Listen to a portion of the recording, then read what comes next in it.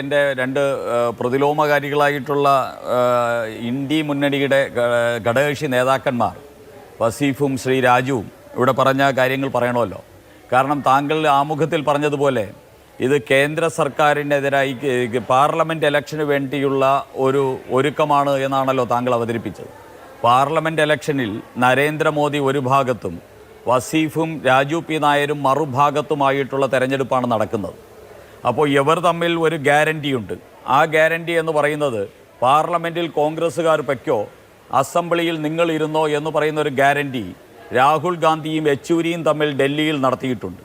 അങ്ങനെ പാർലമെൻറ്റിലേക്ക് കോൺഗ്രസ്സുകാരെ വിടാൻ വേണ്ടി വിടുപണി ചെയ്യുന്ന പണി വസീഫിൻ്റെ CPM ചെയ്യുമ്പോൾ കേരളത്തിൽ ഇനിയും ഒരു 5 വർഷം കൂടി പിണറായി വിജയൻ തന്നെ ഇരുന്നോ എന്ന് രാഹുൽ ഗാന്ധി കൊടുത്തിരിക്കുന്ന ഗ്യാരണ്ടിയുടെ പുറത്ത് സ്തംഭിച്ചിരിക്കുകയാണ് രാജു പി നായരും കോൺഗ്രസും. ഇതാണ് ഈ കേരളത്തിൽ നടക്കുന്നത് എന്ന് ഇന്ന് കേരളീയർക്ക് വളരെ പച്ചയായിട്ട് മനസ്സിലായി കഴിഞ്ഞിരിക്കുന്നു.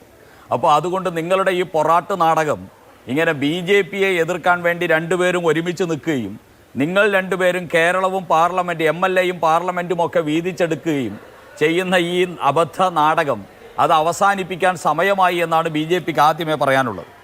ഇവിടെ നമ്മുടെ രാജു പി നായരുടെ കുറേ കള്ളക്കടത്തുകാരന്മാരെ വെട്ടിപ്പ് നടത്തിക്കൊണ്ട് പോയവരെ കുറിച്ചൊക്കെ പറഞ്ഞ് വ്യാകുലപ്പെടുന്നത് കണ്ടു. ശ്രീ രാജു പി നായർ 26 പേർ ഇന്ത്യയിൽ നിന്ന് ശതകോടികൾ വെട്ടിച്ചുകൊണ്ട് നാട് വിട്ടിട്ടുണ്ട്. ഈ 26 പേരും കോടിക്കണക്കിന് രൂപ വെട്ടിച്ചുകൊണ്ട് പോയത് 2014 മെയ്ക്ക് മുമ്പാണ്. ഈ രാജ്യത്ത് ഈ ശതകോടീശ്വരന്മാർ വെട്ടിപ്പ് നടത്തിയിരിക്കുന്നത് 2014 മെയ്ക്ക് മുമ്പാണ്.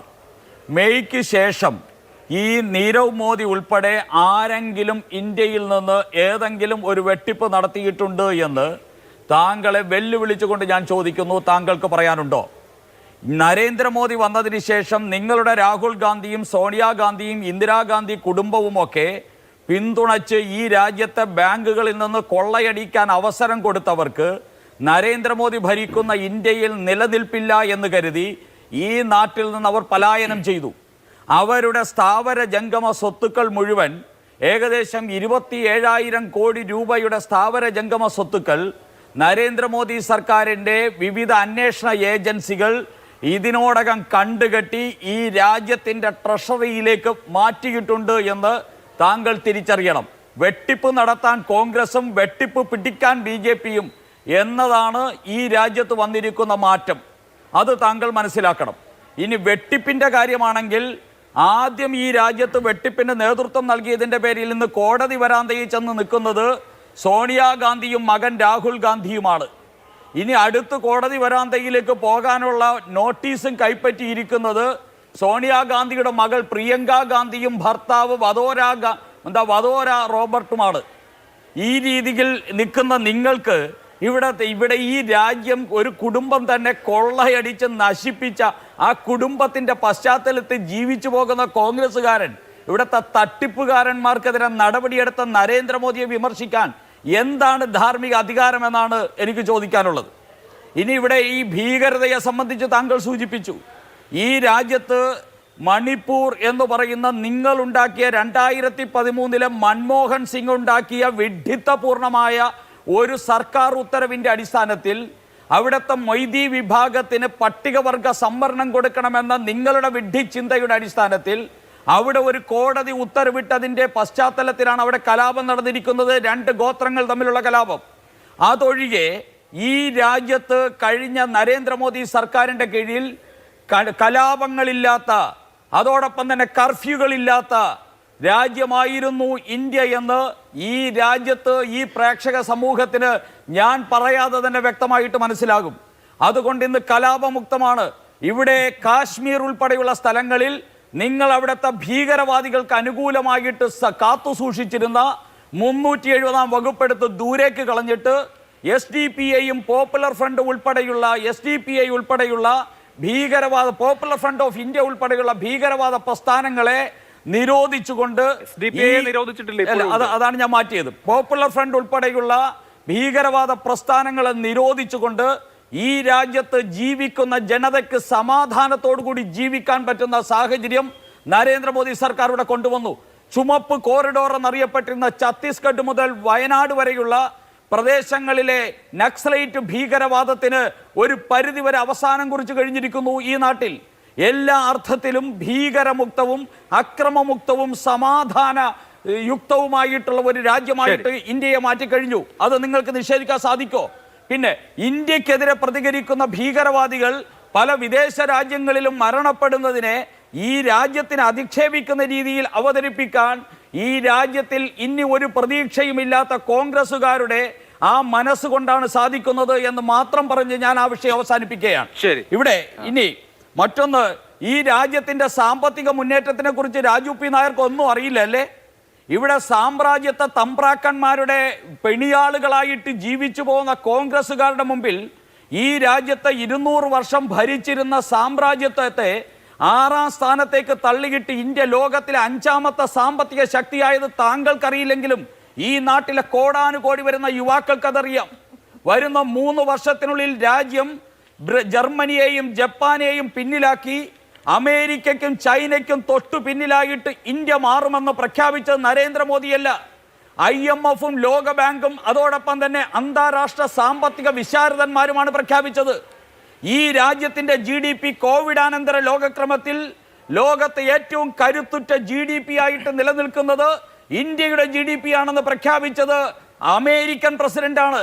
ആ രീതിയിലേക്ക് അമേരിക്കയെ വെല്ലുന്ന സാമ്പത്തിക വളർച്ചാ നിരക്ക് കാണിക്കുന്ന ഒരു രാജ്യമെന്ന നിലയിൽ താങ്കൾക്ക് അഭിമാനിക്കാൻ തോന്നുന്നില്ലെങ്കിൽ ഈ രാജ്യത്തുള്ള കോടിക്കണക്കിന് വരുന്ന കോൺഗ്രസുകാർക്കും കമ്മ്യൂണിസ്റ്റുകാർക്കും ഉൾപ്പെടെ ഈ രാജ്യത്തിനെ സ്നേഹിക്കുന്നവർക്ക് അഭിമാനിക്കാൻ പറ്റുന്ന സാഹചര്യമാണ് എന്ന് രണ്ടുപേരോടുമായിട്ട് പറയാൻ ആഗ്രഹിക്കുന്നു.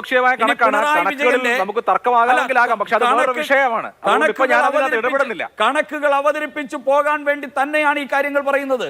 കണക്കുകൾ തന്നെ അവതരിപ്പിച്ച് നമുക്ക് പോകാൻ സാധിക്കും, അതിനുള്ള സമയം അനുവദിച്ചാൽ. ഇനി മറ്റൊന്ന്, ഇവിടെ സ്വർണ്ണക്കടത്തിന്റെ കാര്യത്തിൽ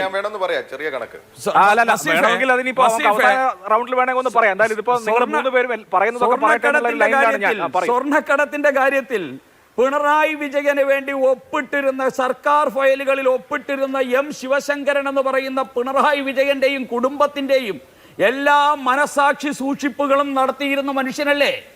1.5 വർഷമായിട്ട് ജയിലിലല്ലേ? ഈ 1.5 വർഷമായിട്ട് പിണറായി വിജയന്റെയും വീണ വിജയന്റെയും കുടുംബത്തിന്റെയും മനസാക്ഷി സൂക്ഷിപ്പുകാരൻ ജയിലിൽ കിടക്കുന്നത് ഇന്ത്യയിൽ രാഹുൽ ഗാന്ധി ഭരിച്ചിരുന്നെങ്കിൽ നടക്കുമായിരുന്നോ? ഇന്ത്യയിൽ നരേന്ദ്രമോദി ഭരിക്കുന്നത് കൊണ്ടാണ് അത് നടക്കുന്നത്. 2000 ജൂൺ 30 മുതൽ ഇന്ന് വരെ ഈ കേരളത്തിൽ പിണറായി വിജയൻ സർക്കാരിന്റെ ഈ സ്വർണ്ണക്കടത്തിനും കള്ളക്കടത്തിനും ഡോളർ കടത്തിനുമെതിരായി നിരവധി FIR-കളും ചാർജ് ഷീറ്റുകളും ഇവിടുത്തെ കോടതികളിൽ ഫയൽ ചെയ്തിരിക്കുന്നു. അതിന്റെ അന്വേഷണം മുന്നോട്ട് പോയിക്കൊണ്ടിരിക്കുന്നു. ഓരോ അന്വേഷണവും തീർപ്പാക്കി താൽക്കാലിക ചാർജ് ഷീറ്റുകൾ ഫയൽ ചെയ്ത് മുന്നോട്ട് പോകുന്നു. ഈ കേരളത്തിലെ മുഖ്യമന്ത്രിയെ അറസ്റ്റ് ചെയ്യിപ്പിക്കണം എന്നുള്ളതാണ് താങ്കളുടെ ആഗ്രഹം. അത് ഈ കേരളത്തിൽ നീതി വേണമെന്ന് ആഗ്രഹിക്കുന്ന എല്ലാവരുടെയും ആഗ്രഹമാണ്, BJP-യുടെ ഉൾപ്പെടെ ആഗ്രഹമാണ്. കാരണം മുഖ്യമന്ത്രിയുടെ ഓഫീസ് കേന്ദ്രീകരിച്ചാണ് ഈ കൊള്ള നടന്നിരിക്കുന്നത്.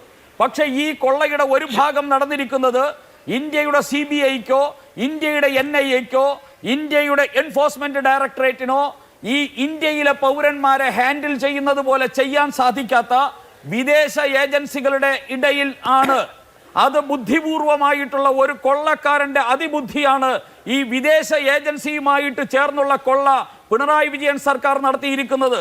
അതുകൊണ്ട് തന്നെ നമ്മളുടെ മിത്ര രാജ്യങ്ങളുമായിട്ടുള്ള വിദേശ രാജ്യങ്ങളുമായി അതിനെ സംബന്ധിച്ചുള്ള പേപ്പർ വർക്കുകൾ ഫോറിൻ അഫയേഴ്സ് മിനിസ്ട്രിയുടെ ഭാഗമായിട്ട് നടന്നുകൊണ്ടിരിക്കുന്നതിൽ വരുന്ന കാലതാമസം കൊണ്ടാണ് ഇതുമായി ബന്ധപ്പെട്ട രേഖകളും ഇതുമായി ബന്ധപ്പെട്ട തെളിവുകളും വിദേശത്തുനിന്ന് സ്വീകരിക്കുന്നതിനും ശേഖരിക്കുന്നതിനും അവരെ ചോദ്യം ചെയ്യുന്നതിനുമുള്ള ഒരു രാജ്യത്തിന്റെ പരമാധികാര രാജ്യത്തിന്റെ പരിമിതിയാണ് പിണറായി വിജയനും സഖാക്കന്മാരും ഇന്ന് ജയിലിൽ പോകുന്നതിന് തൊട്ടു മുമ്പുള്ള ദിവസങ്ങളിൽ മുഖ്യമന്ത്രിയായിട്ടും പാർട്ടി പോസ്റ്റുകളിലും ഇരിക്കുന്നുവെങ്കിൽ അതിന് കാരണം ഈ രാജ്യത്തിന്റെ മഹത്തായ ജനാധിപത്യത്തിന്റെ ഒരു പരിമിതിയാണ്, അല്ലാതെ നരേന്ദ്രമോദി സർക്കാരിന്റെ പരിശ്രമക്കുറവല്ല.